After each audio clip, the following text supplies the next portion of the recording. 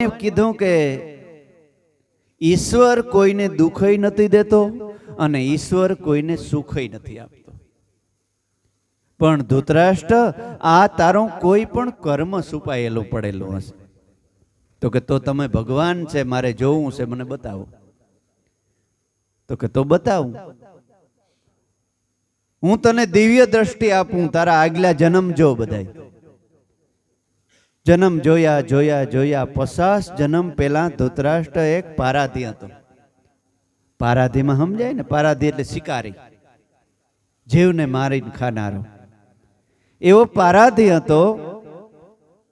કોઈ ગામડિયા ગામના એક મોટો સબૂતરો, એમાં 100 પક્ષી અને 100 એના બસા રહેતા હતા.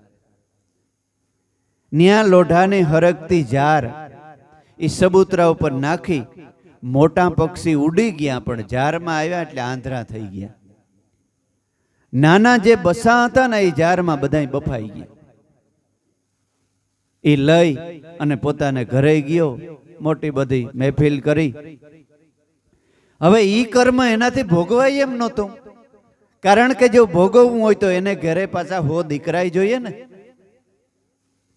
એટલે ઈ કર્મ જમા થઈ ગયું, જમા પડ્યું. અને 100 દીકરા માટે પાછી એટલી પુનાઈ જોઈએ.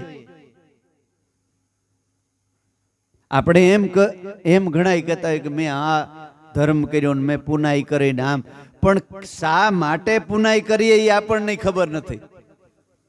કોઈ એવું પાપ થઈ ગયું હોય ને એના બદલામાં પણ પુણ્ય કરતા હોય, એ ભોગવવા માટે થઈને. વાત બહુ સમજવા જેવી છે. એ કર્મ કરવા માટે થઈ અને ધૃતરાષ્ટ્રએ 100 જન્મ સુધી પાછું પુણ્ય કર્યું.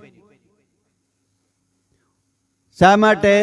ઓલું કર્મ ભોગવવા માટે થઈને. 50 જન્મનું પુણ્ય ભેગું થયું ને ત્યારે ધૃતરાષ્ટ્ર માણસ બન્યો.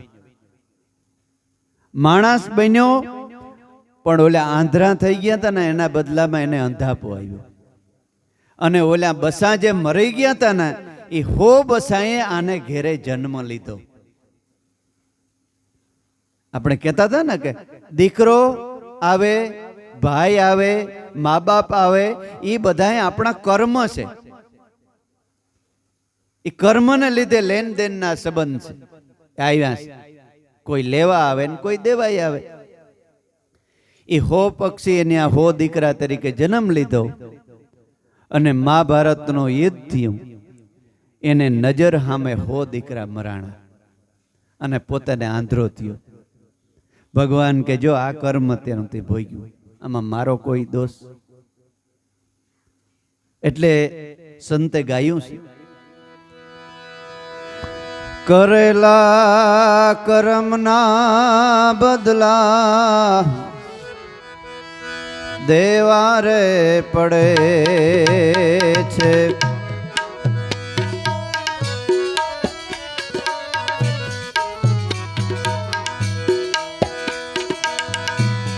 કરેલા કર્મના બદલા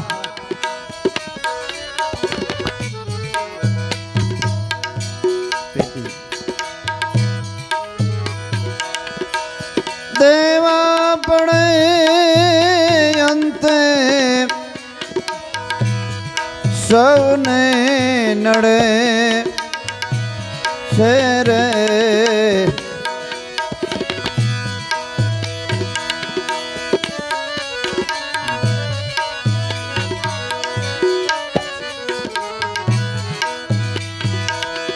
જીવડો લીધેલો જ્યારે શ્રવણ કુમારનો ત્યારે અંધીને રે અંધો એની સુરતે ચડે છે.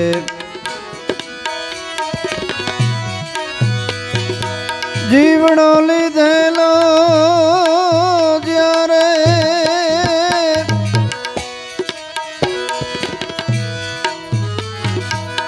શ્રવણ કુમારનો ત્યારે અંધીને રે અંધો એની સુરતે ચડે.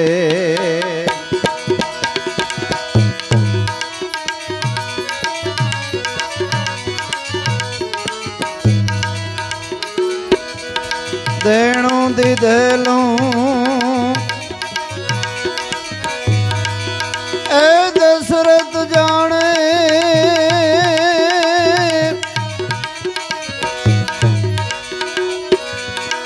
એ જી દેણું દીધેલું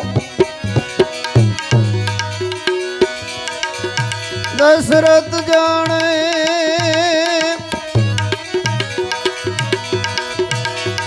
પુત્ર ના વિયોગે એનું ખોડિયું પડે છે.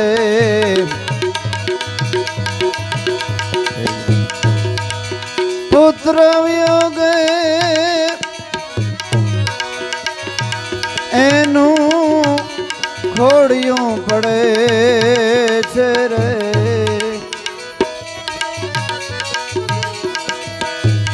માટે કરેલા કર્મના બદલા દેવા પડે છે.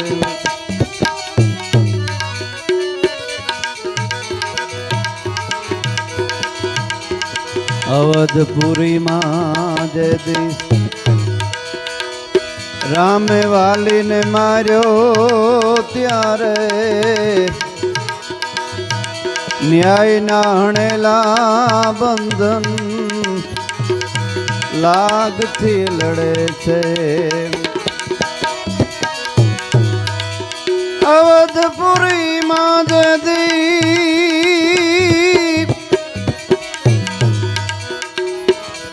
રામે વાલીને માર્યો ત્યારે ન્યાયના હણેલા બંધન લાગથી લડે છે.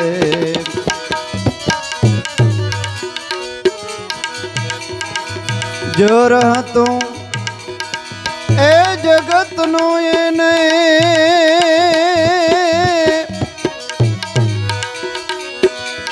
કાંઈ નો હાલ્યું એનું. જોર હતું આ જગતનું એને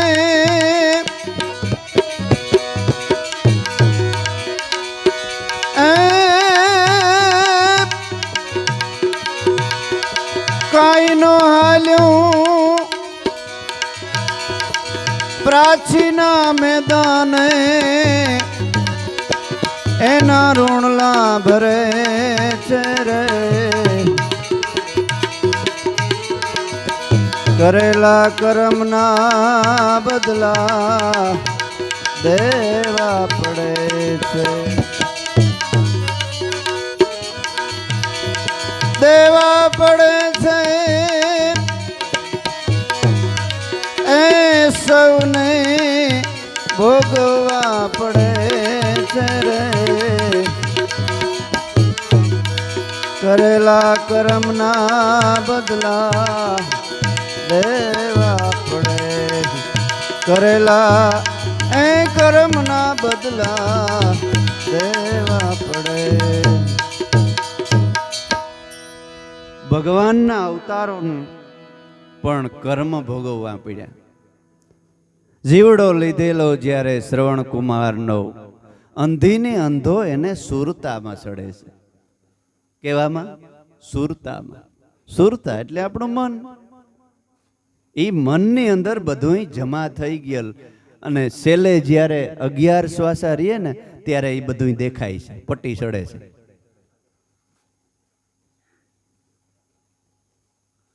ના કહેતા હોય કે ભાઈ મારે મારા ભાઈને મળ્યું બર કે આવો જટ.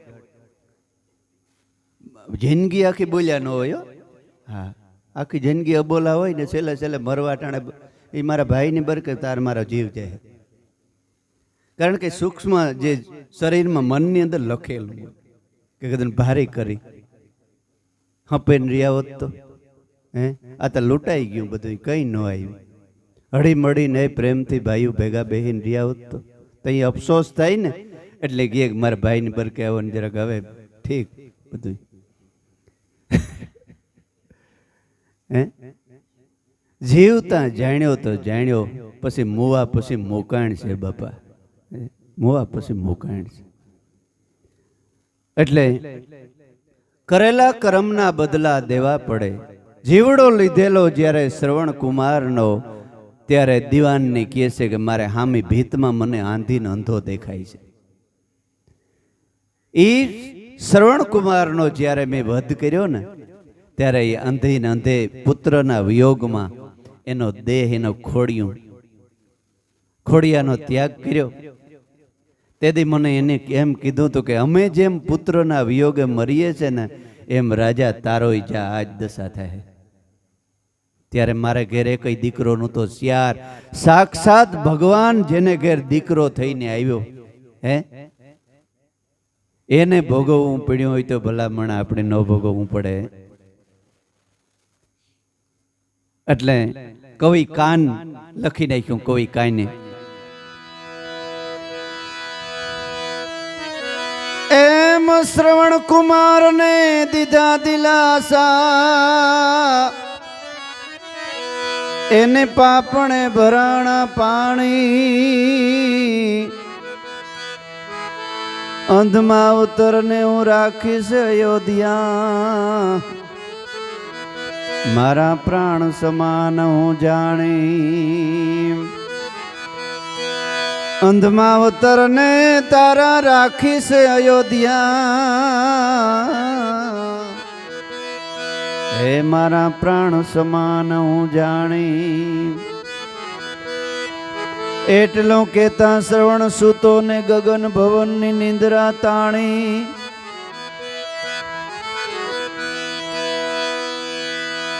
લાશ પડી હતી રુદન કરે, તે તો તોડી છે અમારી આંખ. એમ અમે મરશું પુત્રના વિયોગે, એ રાજા એ જ થાશે તારી રાસ. એટલું કેતા ને પ્રાણ છોડ્યા, એને નાખીને નિશ્વાસ. એ પછી માત પિતાને એ પુત્ર ત્રણેયના, માત પિતાને એ પુત્ર ત્રણેયના અંતિમ દેહ ભીજાણા.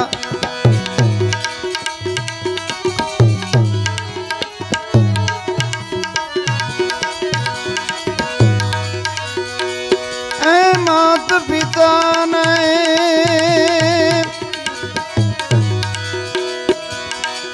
એ પુત્ર ત્રણેયના,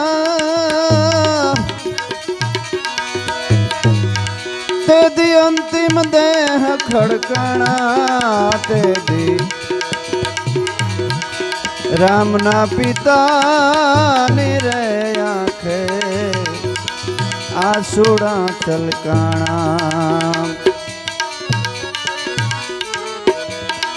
આસુડા છલકાણા એના દિલડા તે દી દુભાણા. તેથી રામના પિતા દશરથની આંખે આસુડા છલકાણા, એના આસુડા છલકાણા. સામેની ભીતમાં મને અંધીને અંધો દેખાય છે. ભગવાનના બાપને કર્મ ભોગવવું પડ્યું. વિચાર તો કરો. હે તો પછી આપણે ઊંધે માથે હાલીએ તો આપણે ન ભોગવવું પડે. એટલે કહું છું વારંવાર કે ભાગ્યશાળી હોય ને એને સંતોનું શરણ મળે. દેવકોટીનો જીવ હોય ને એને સંતોનું શરણ મળે. એટલે કરેલા કર્મના બદલા દેવા પડે. દેવા પડે અંતે સૌને નડે છે. કરેલા કર્મના બદલા દેવા પડે છે. એટલે શરણ વિના બીજું સુખ નહીં હાસું, નામ વિના લાભુ દાદા કહે કે હું કેસે રાસું. હવે આ શરણ વિના બીજું સુખ નકામું છે. હવે મારે બીજે ક્યાં જાવું? શરણ વિના બીજું સુખ નહીં હાસું, નામ વિના હું કેસે રાસું. સદગુરુ મળ્યા પછી કોઈ વસ્તુ રીધી સીધી બધુંય મળી ગયું, બધી વસ્તુ મળી ગઈ સદગુરુ મળ્યા એટલે. રીધી સીધીના આગેવાન, આગેવાન સો દુખડા કાપો દેવા. અમારા કર્મ સસિત કર્મ, ક્રિયામણ કર્મ અને પ્રારબ્ધ કર્મ, ત્રણ પ્રકારના કર્મ છે. આ સસિત કર્મમાંથી છૂટી જવાય છે સદગુરુ મળે ને ત્યારે. સદગુરુ મળે એટલે માની લેવું કે અમારા આ કર્મ જેટલા છે ને એ બરીને ભસ્મ થઈ ગયા. કારણ કે આત્માને કર્મ લાગુ પડતા નથી. કર્મ લાગુ કેને પડે છે? આ શરીરને અને મનને. મન પોતાનું મમત્વ મટી જાય છે અને પોતે જ આત્માનું રૂપ લઈ લે છે. આપણે અહીં બેઠા તો આ પ્રકાશને ખબર નથી કે મારે અંજવારે આ જુગાર રમેશ કે સત્સંગ કરે છે. હે, પ્રકાશને પ્રકાશ દેવાનું કામ છે. પંખામાં આવે તો હવા ફેંકે, ફ્રીજમાં જાય તો ઠંડુ પાડે. હજારો કામ પ્રકાશથી, લાઇટથી થાય છે, પણ પ્રકાશ એકનો એક જ છે ને. એમ આત્મા એક જ છે. હજારો શરીરો, હજારો પશુ પક્ષીઓ એ કરે છે, પણ આત્માને કંઈ નથી. એ આત્માને કોઈ કર્મ લાગુ પડતું નથી. એને ઓળખાણ સદગુરુએ કરાવી દીધી. હવે આ સસિત કર્મ જે જમા થયેલા છે ને એ ગુરુ મળતા બરીને ભસ્મ થઈ જાય છે. પછી આવે ક્રિયામણ કર્મ. ક્રિયામણ કર્મ એટલે આપણે સાલું કર્મ જે કરીએ છીએ ને એ ક્રિયામણ કર્મ. સદગુરુનો બાળક ખરેખર જો સમજણ વાળો હોય અને સદગુરુના વસનમાં જો વિશ્વાસ હોય તો એ કર્મ કરે ને સદગુરુને વસનને યાદ કરે ને પછી કરે કે મારું તો ઠીક, પણ મારા સદગુરુનું આમાં નાક નથી કપાતું ને. હે, આખા શરીરમાં 3.5 મણની કાયાની અંદર કિંમત કેની છે? કેની છે કિંમત? આ નાકની છે. નાક વિનાનું કઈ કામનું. ગમે એવી નારી ભલે ને અપસરા હોય, નાક ન હોય તો હે. એટલે સદગુરુ જેને મળ્યા ને એને હાસું નાક છે. એ કોઈ દી એનું નાક ગુરુનું ન કપાવે અને પોતાનું ન કપવા દે. આપણને એમ થતું ગુરુ તને ક્યાં અહીં ભેગા દેખે છે, પણ ગુરુ ભેગા જ છે 24 કલાક. હા, સદગુરુ તમારામાં ફડાકા મારી જ રહ્યા છે. અને ગુરુ મળતા તો તમને સમજણ આવી ગઈ ને એટલે 10 ગણું વધારે ધ્યાન રાખવું પડે. એટલે ઈ ક્રિયામણ કર્મ, નિષ્કામ કર્મ જે સદગુરુએ બતાવ્યું. અર્જુનને કીધું કે અર્જુન નિષ્કામ કર્મ કર. એ નિષ્કામ કર્મ તમે જે શ્વાસે શ્વાસે સ્મરણ કરો છો ને એ નિષ્કામ કર્મ છે. અને જે આપણો ધંધો રોજગાર પુરુષાર્થ કરીએ છે ને એ પુરુષાર્થ દેહના નભાવ માટે છે, આપણા બાળકોના નભાવ માટે છે. નીતિથી ધંધો કરો, એ પુરુષાર્થ કરો, એમાં કોઈની હાનિ થાય, કોઈનો લાભ થાય એ જોવો અને શાંતિથી સુરતા ઈશ્વરના ભજનમાં રાખી અને ધંધો કરો, તમારો બેડો પાર. અને કોઈના ભડકણિયા આમ જોઈને ગધના અમિતા લબાડના જે દિન રાત કામ જ કરીએ આમાં મોક્ષ થયો હોય એવું કોઈ દી વિચારવું નહીં. સદગુરુ મળ્યા ને તેથી જ તમને મોક્ષ મળી ગયો, મુક્ત થઈ ગયા. પણ એ રસ્તે કાયમ રહેજો, એ રસ્તે કાયમ રહેવાનું. એ ક્રિયામણ કર્મ. પછી ત્રીજું છે પ્રારબ્ધ કર્મ. પ્રારબ્ધ કર્મ કેને કહેવાય? કે માતાના ઓદરની અંદર આપણું પિંડ બંધાણું, આ શરીર પિંડ બંધાણું ને ત્યારે એટલો ભાગ એ આ શરીર હારી આવ્યું. આ શરીર એટલે કર્મનું એક પોટલું જ છે. લ્યો ને, આપણે બારગામ ગયા હોય તો આપણે 5,000 ખિસ્સામાં નાખીને ગયા હોય કે એટલા થઈ રહી, પછી બધું કામ એ થઈ રહીએ ને એટલે ત્યાંથી આપણે પાછા મળી જઈએ કે હવે પૂરું, ખિસ્સામાં કંઈ રહ્યું નથી. એવી રીતે આ શરીર છે ને એ કર્મનું એક પોટલું છે. એમાં એ કર્મ તમારા પૂરા થઈ જાય ને ત્યારે આ શરીર તમારું નાશ થયા વગર રહે જ નહીં, પડી જ જાય. પણ એ શરીર ભોગવતા ભોગવતા બીજું એક શરીર તમારું તૈયાર થાય છે પાછળ. આ શરીર આ ગહન વિષય છે, સમજાવો કઠણ છે, ધ્યાનથી સમજો ને તો સમજાય. આ ભોગવતા ભોગવતા એક નવી જિંદગી તમારી બને છે. એ જિંદગી તમારે કેવી બનાવવી છે એ તમારા હાથની વાત છે.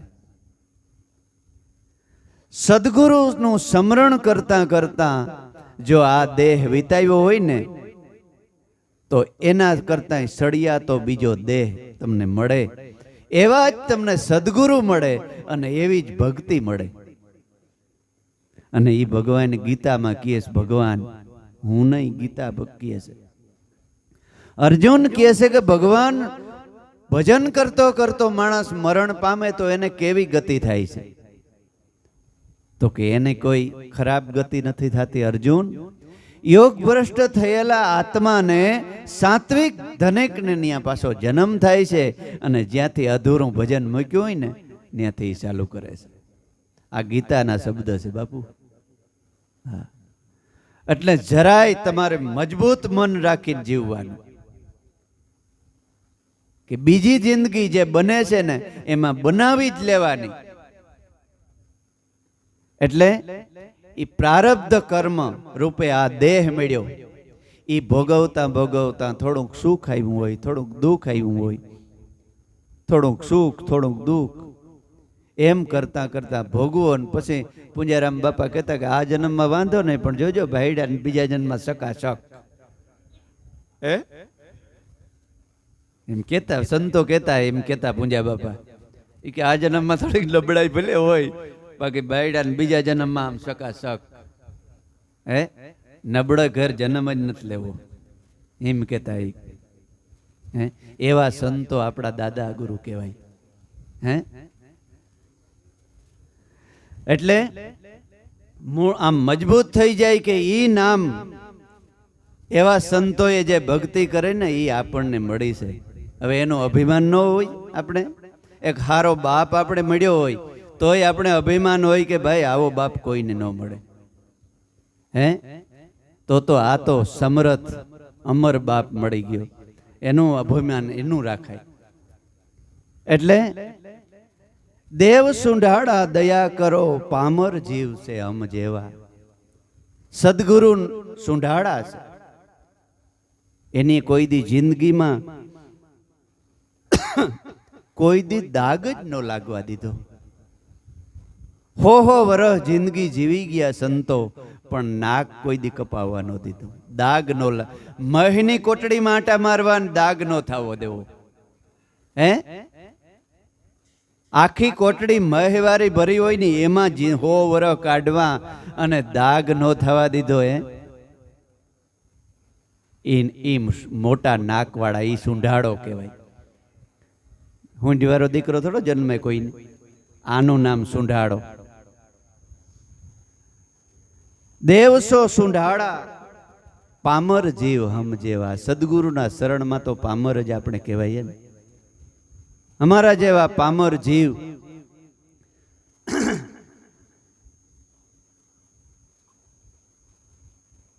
અગમને વાલા તમે ગમ કરાવો.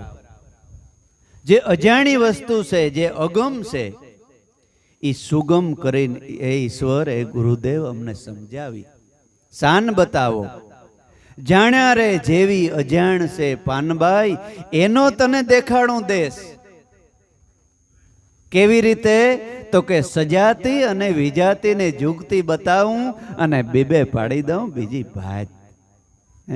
બીબા માથે બીજી ભાત પાડી દીધી. બીજી ભાત પડવી એટલે કે આપણે પેલા દેહપણામાં રહેતા હતા કે હું શરીર છે, હું તો આમ છે, પણ હું આત્મા છે, હું ગુરુનો બાળક છે, એવું એમ કરી અને જીવવા લાગ્યા ને એ બીબા માથે બીજી ભાત પડી ગઈ. અખંડ સુખડા લેવા. જગતની અંદર બધાય ક્ષણિક સુખ છે. કબીર સાહેબ કે આ જગતની અંદર હાસો સુખીમાં સુખી કોણ? તો કે જેને ઘેર 2-3 દીકરા હોય એ સુખી? તો કે નહીં. 7 દીકરા ગણાઈને 11 જતા હોય. 2 બાબા ભેરા થયા તો ભાઈ કેટલા દીકરા? તો કે મારે 7 છે. બોલો તારે? તો કે મારે તો 1 જ છે. કે તું ભાગશાળી કહેવા, તારે 7 દીકરા. હે? તો કે તું ભાગશાળી છે. તો કાં? તો કે હારો 1 દે ને તો 7 દઈ દેવા. કબીર કે ઈ સુખી નથી. મોટો મોટો અતિશય ધનવાન હોય તો કે ઈ સુખી નથી. જો ધન મહેનત વગરનું આવ્યું હોય તો અવરું કરાવે, જુગાર રમાડે, દારૂ પીવરાવે, વ્યાભિચાર કરાવે, અવરે રસ્તે અને ફાંસી ચડાવે પૈસો. એ સુખી નથી કબીર સાહેબ કે. તો કે બીજો? તો કે આ બધું હાલો સમજણ હોય તોય સુખી નથી. કોઈક નજીકનું હગું વાલું મરી જાય તો દુખી દુખી નદારિયા થઈ જાય કે મારો મરી ગયો, આ મરી ગયો. સમજણ વગરનું એમ છે ને તો દુખી દુખી નદારિયા. તો કે તો જગતમાં સુખી કોણ? તો કે હું રે સુખિયો અને મારા સંતો સુખિયા. હું એટલે ઈશ્વર. એક ભગવાન કે હું સુખિયો છે અને મારો સંત, મારો ભગત છે ને એ એક સુખી. દુનિયામાં 2 સિવાય બીજો કોઈ સુખી જ નથી. એ અખંડ સુખની પ્રાપ્તિ કરાવી સદગુરુજીએ. એક જન્મ નહીં, પાછું જન્મો જન્મ. નકર તો ઘણા આંટા મારતા હોય કે રીધી લ્યો ને સીધી લ્યો ને, હું આ દઉં ને હું તે દઉં ને હું રીધી સીધી પાણીનો ગ્લાસ ન પીવરાવે. હે? આ બેઠા બેઠા પાણીનો ગ્લાસ પીવરાવે. જો હે, આ રીધી સીધી ન કહેવાય. હે? ઓલા બાબાનો આપણે દ્રષ્ટાંત આપીએ ને, મોટો પટેલ ને કાયમ કે ભજન સત્સંગમાં જાય તે ઘરવાળે કે એકવાર કે તમે બધાને ભગવાનના દર્શન ને આ ને તેન જ્યાં પણ મને કોઈ દી લઈ ગયા? તો કે આજુ ભરે તને હાલો ને લઈ જાય કોક દી. એક દી પટેલ સોરે બેઠા હતા ને એક બાવો ત્યાંથી નીકળ્યો અને પોકાર પાડતો જાય કે હું રીધી આપું ને સીધી આપું ને આ આપું ને તે આપું. પટેલ કે આજ લાગશે અને બરીકો એ બાપુ ઓરાવો ઓરાવો ઓરાવો નથી ઓરાવો ઓરાવો. એટલે બાપુ તો આવ્યા, બેહો બેહો મારી બાજુમાં બેહો. હા પટેલ બોલો ને મારા જેવું કામ? તો કે મારે બીજું કામ નથી પણ તમારે રીધી સીધી ને કયો ને માથે મને પાણીનો ગ્લાસ પીવરાવે. બાપુ લ્યો હું ભરાવ, તમે નહીં, તમે અહીંયા જ બેહો, તમારે રીધી સીધી ને કયો તે પાણી પીવરાવે. અને બાપુ બારા જ મૂંઝાણા. ઈ તો કેમ બને? કે તો કે તમે આગળ રાડ્યો નતા નાખતા કે હું રીધી સીધી આપું છું, તો તારે રીધી સીધી ને પાણીનો ગ્લાસ ના પીવરાવે બીજું દીએ હું? પટેલ એટલે મહારાજ ધીરેકથી કીધું, પટેલ પેટનો ખાડા હારું બધું કરવું પડે. હા ઈ બરોબર પટેલ કે તો વાંધો નહીં, બાકી તારે રીધી સીધી જોવી છે કે? તો કે હા. તો કે તો હાલ મારા ભેગો. પટેલે લઈ ગયો વાડીએ. પટેલને આમ 2 દીકરા રાજાના કુંવર જેવા અને ચારે પસાવી ગયા જગ્યા નામ રામાયણ બોલે બેહોન ગાયું. અને પટેલે ધીમેકથી કહી દીધું ઘરવાળીને કે જો આજ ભગવાનને લઈને આવ્યો છે દર્શન કરાવવા, પછી મને કહેતા નહીં સેવા કરી લેજો. ત્યાં તો ખાટલા પથરાઈ ગયા, દૂધ આવી ગયું, ચા આવી ગયું, પાણી, હા તે રસોઈ બસોઈ બનાવીને જમવા બાપુને બેહાડી દીધા. જમી કરીને પછી આમ લીમડા હેઠ ખાટલા નહીં ક્યાં પટેલે હવે આરામ કરો તેમ તમારે. પણ મહારાજ એક વાત મારે પૂછવી. તો કે બોલો પટેલ શું છે? તો કે તમને પાણી આવી ગયું? તો કે હા. દૂધ આવી ગયું? તો કે હા. જમવાનું મળી ગયું? તો કે હા. કંઈ પણ બાકી? હવે કંઈ નથી બાકી, બસ ઘડીક અરે આરામ કરવો છે. તારે સીધી રીધી સીધી મને પાણીનો ક્રહ્યો આપ્યો? તો કે ના. તો કે જો આ મારી રીધી સીધી કેવી, હું તારી મેરાથી ઉઠ્યો અહીંયા જ બેઠો ને? તો કે હા. તો ગાંડા આને રીધી સીધી કહેવાય, આને રીધી સીધી કહેવાય. મહારાજ કે વાત તમારી હાસી છે, હવે ભૂલ થઈ ગઈ ને શું કરવું? તો કે હજી સમય બહુ નથી ગયો, જો તારે કઈ વિચાર હોય તો. તો કે વાંધો ને, તો કરવું, બતાવો રસ્તો. ગામમાંથી વાળંદ દેવરામભાઈ જો હોય તેડાયો, ટકો કરી નાખ્યો, માં જટાબટા બધી ઉતારી ને 2 જોડું કપડાને હેવડાવી દીધી ને રહી ગયો હાથી પટેલ ભેગો.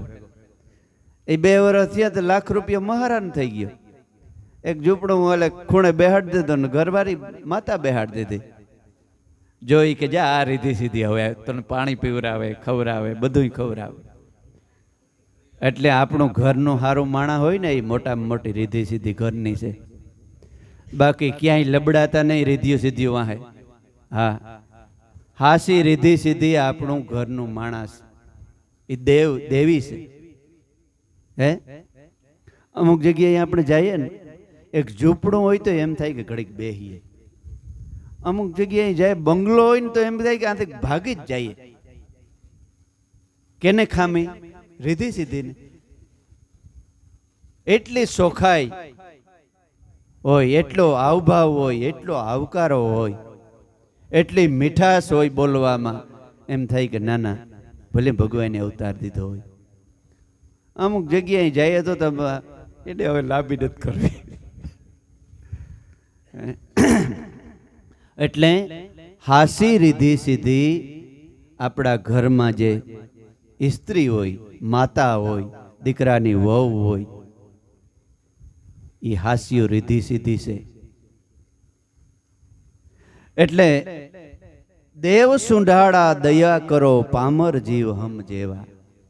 પામર જીવ ઉપર દયા કરો પ્રભુ, અગમની શાન બતાવો અને અખંડ સુખડા લેવા. પરમાત્મા પરિબ્રહ્મ અને આવી સમજણ સદગુરુ શરણમાંથી મળી હોય. ભલે પહેલા ભૂલું ચૂકું થોડી ઘણી થતી હોય, પણ સદગુરુ શરણમાં જઈને આ ભૂલ સુધારી લે ને એનું ઘર જ સ્વર્ગ બની જાય છે.